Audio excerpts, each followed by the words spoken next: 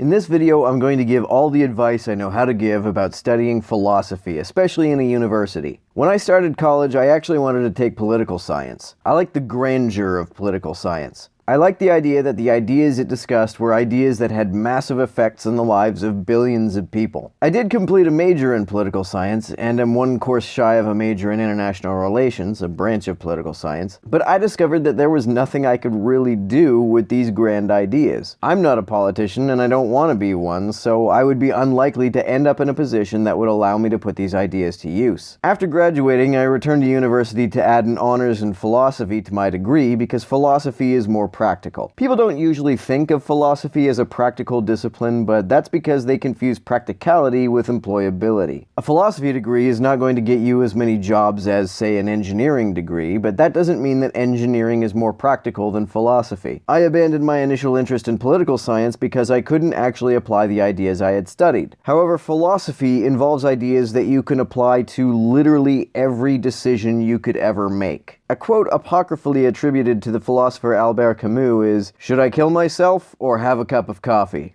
You're not going to use engineering to answer that question.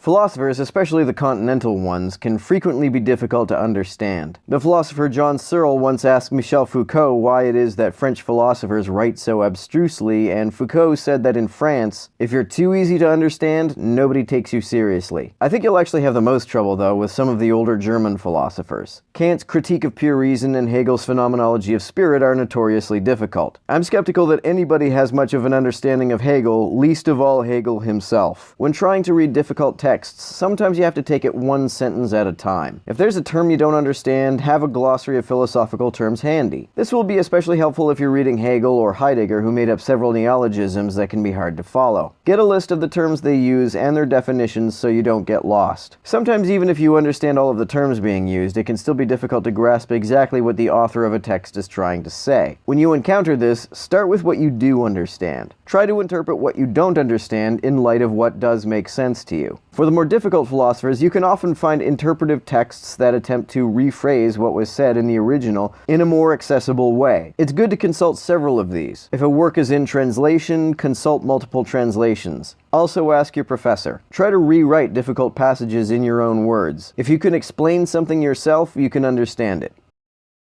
When it comes to writing any kind of paper, you should start with a question, not with a position. Don't set out trying to prove a preconceived conclusion. It's okay to have a suspicion, but you should approach the topic with a spirit of curiosity about what your research will uncover. Otherwise, it can be frustrating to discover that what you wanted to conclude isn't really consistent with the evidence available. An argument in a paper is not like an argument on the internet or like an argument with a person. By which I mean you should try to make as much sense as you can. Don't try to win. Again, you should approach a question with curiosity about what makes the most sense rather than what confirms your prejudices. While the French intellectuals of Foucault's day may have been suspicious of clarity, that fortunately wasn't my experience when I studied philosophy. I went to a Canadian university, and in Canada at least, clarity is very highly valued. It's something that I recommend you aim for. When writing a paper, make it clear in the introduction what you will be arguing and how you will be structuring your argument. You should go to your professor with an outline once you have one and ask them whether you are on the right track. Present them with a first draft once you have completed one and ask them how to improve it. Revise your argument to be as clear as possible. It may be counterintuitive to hear this, but I learned a lot about clear argumentation from arguing with people on the internet. You have to make your points within a certain character limit, and you often find yourself talking to people who will take any ambiguity in your statements and twist it into a straw man. Arguing under these conditions is surprisingly great practice for making your arguments as clear and concise as possible.